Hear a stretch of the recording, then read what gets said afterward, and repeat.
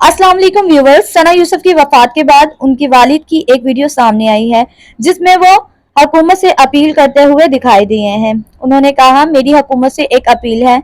मैं खुद भी एक सरकारी मुलाजिम हूँ और जो वाकया मेरे साथ पेश आया है इसमें मैं किसी के साथ ज़्यादा दुश्मनी, कोई ज़ाती तनाज़ा या रसाकशी नहीं है।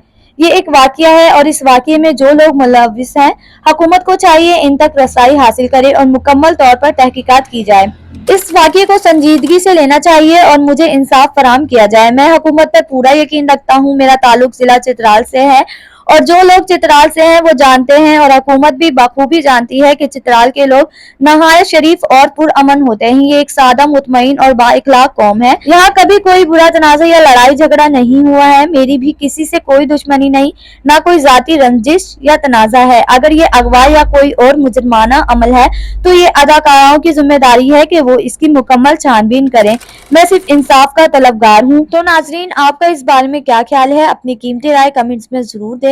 उम्मीद है आपको आज की वीडियो पसंद आई होगी। वीडियो पसंद आए तो लाइक करें और हमारे चैनल को सब्सक्राइब करें। Thanks for watching. Allah Hafiz.